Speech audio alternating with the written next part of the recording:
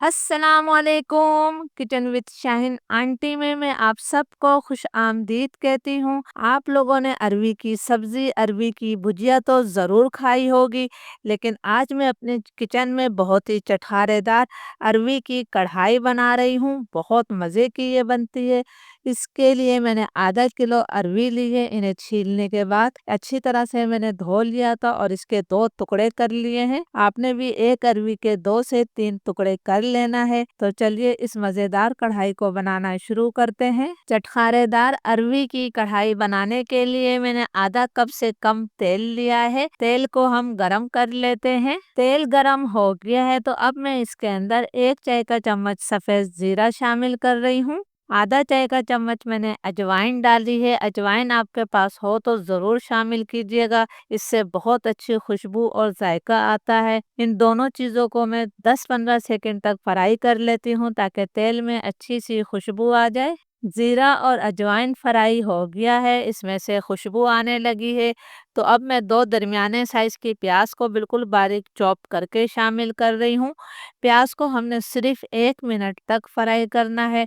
आपने प्याज को बहुत ज़्यादा फ्राई अभी नहीं करना है। प्याज को मैंने 1-1.5 मिनट तक फ्राई कर लिया है। बस इससे ज़्यादा हम इसे फ्राई नहीं करेंगे। इसके साथ ही मैंने 1 खाने का चम्मच भरकर अदरक लहसुन का पेस्ट शामिल किया है। अदरक लहसुन को भी हम 1.5-2 मिनट तक भून लेते हैं ताकि इसका कच्चापन ख़त्म हो जाए। अदरक लहसुन हमारा भून गया है, इसमें से खुशबू आने लगी है।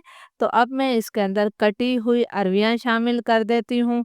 फ्लेम मेरा मीडियम है। मीडियम फ्लेम पर हमने अरवी को जो है 5-6 मिनट तक अच्छी तरह से भून लेना है।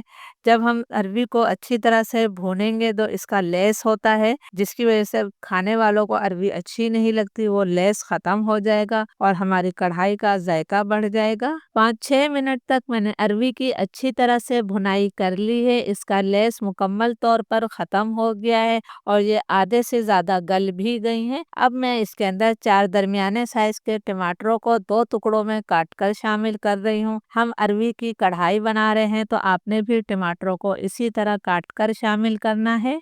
चारों टमाटर मैंने डाल दिए हैं। फ्लेम में लो टू मीडियम कर रही हूँ और इसे हमने 3-4 मिनट के लिए ढक देना है ताकि टमाटर हमारे नरम हो जाएं। टमाटर डालकर मैंने इसे 4-5 मिनट तक पका लिया है। आप देख सकते हैं कि टमाटर हमारे बिल्कुल नरम हो गए हैं। अब टमाटर के छिलकों को हम अलग कर लेंगे। ये इतने नरम हो चुके हैं कि इनके छिलके बहुत आसानी से अलग हो जाएंगे। आप लोग अरवी की इस कढ़ाई को ज़रूर ट्राई कीजिएगा, बहुत मज़े की बनती है। तमाम टमाटर के छिलके मैंने हटा दिए हैं। अब हम इन टमाटरों को जो है मैश करते जाएंगे और इनकी भुनाई भी करते जाएंगे। टमाटर बहुत आसानी से मैश हो जाएंगे क्योंकि ये काफ़ी हद तक नरम हो चुके हैं। तो मैं इन्हें अच्छी तरह से मैश कर लेती हूँ और इन्हें भून भी लेती हूँ। टमाटरों को मैंने अच्छी तरह से मैश करने के बाद इसकी अच्छी तरह से भुनाई भी कर ली है।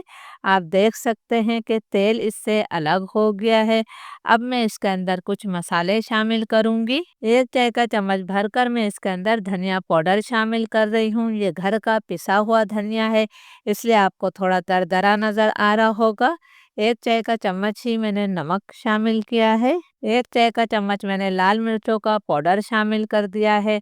नमक और मिर्च हमेशा अपने टेस्ट के मुताबिक लिया करें। आधा चाय का चम्मच मैंने हल्दी पाउडर शामिल किया है। लो फ्लेम पर हमने इन मसालों को भी 2-3 मिनट तक भून लेना है ताकि मसालों का कच्चापन ख़त्म हो जाए। बहुत ही झटपट ये कढ़ाई तैयार होगी और बहुत ज़्यादा जायकेदार बनेगी। 3-4 मिनट तक मैंने मसालों की भी अच्छी तरह से भुनाई कर ली है। तेल इससे अलग हो गया है। अब कढ़ाई के जायके को कई गुना बढ़ाने के लिए आपने 2 से 3 खाने के चम्मच इसके अंदर दही शामिल कर देना है। दही आपका ज़्यादा खट्टा नहीं होना चाहिए और दही को आपने अच्छी तरह से फेंट कर डालना है। दही डालकर भी हम इसकी इतनी देर तक भुनाई करेंगे कि दही का पानी खुश्क हो जाए और तेल इससे एक दफ़ा फिर अलग हो जाए। दही डालकर भी मैंने इसकी अच्छी तरह से भुनाई कर ली है। तेल इससे एक दफ़ा फिर अलग हो गया है और माशाल्लाह इसमें से अच्छी सी खुशबू भी आ रही है। मैं आपको अरवी भी चेक करा देती हूँ। ये देखें माशाल्लाह अरवी बहुत अच्छी तरह से गल चुकी हैं। बस अगर आपको इस टाइम अरवी में मामूली सी भी कसर महसूस हो तो आपने फ्लेम लो करके इसे 3-4 मिनट ढककर पका लेना है। अब मैं इसके अंदर 1 मुट्ठी हरा धनिया शामिल कर रही हूँ। इसके साथ ही हमने 3-4 मोटी वाली हरी मिर्चें डाल दी हैं। इसे भी हम अच्छी तरह से मिक्स कर लेते हैं। प्लीज़ आपको अगर वीडियो अच्छी लगी है तो इसे ज़्यादा से ज़्यादा लाइक और शेयर ज़रूर कीजिएगा ताकि मेरी हौसला अफजाई हो सके। फ्लेम में बिल्कुल लो कर रही हूँ और लो फ्लेम पर हमने इसे ढककर मज़ीद 2 मिनट का दम दे देना है। अल्हम्दुलिल्लाह हमारी चटखारेदार अरवी की कढ़ाई तैयार है। आप इसे गर्मा गर्म चपाती या फिर पराठों के साथ खा सकते हैं। इजाज़त दीजिए। अल्लाह हाफिज़।